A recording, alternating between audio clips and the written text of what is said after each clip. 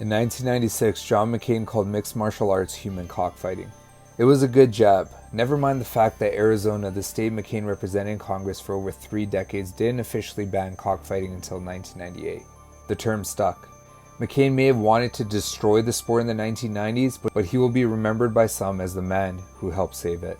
McCain was not opposed to combat sports in general. He was a high school wrestler and an amateur boxer at the Naval Academy in the 1950s. McCain regularly attended boxing matches throughout his life, often sitting ringside. But when he came across an Ultimate Fighting Championship tape in 1996, he was horrified. It looked nothing like his beloved boxing.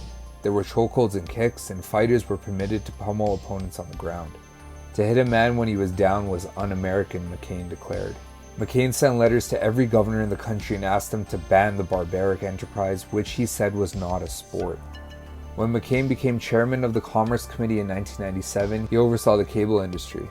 Looking to maintain influence in Washington, major cable operators shunned the UFC and hamstrung the company's ability to make money via pay-per-view events.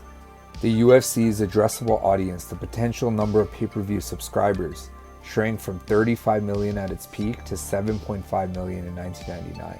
MMA existed in America almost exclusively under the UFC banner, and the sport was down for the count. It was undoubtedly rich that an avid boxing fan would accuse another sport of being overly dangerous, but this was more or less ignored at the time. In 1995, a year before he began his crusade against the UFC, McCain sat ringside at Caesars Palace in Las Vegas and watched Colombian boxer Jimmy Garcia get pummeled through 11 rounds.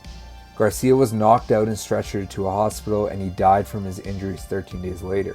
Still, the UFC of the 1990s was much different than today's version.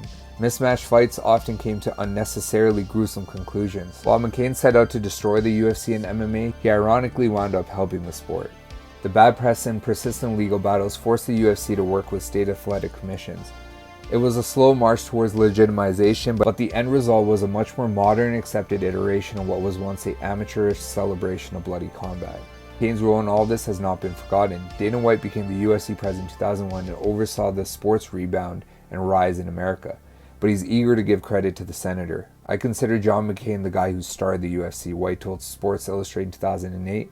If it wasn't for McCain, I wouldn't be here right now.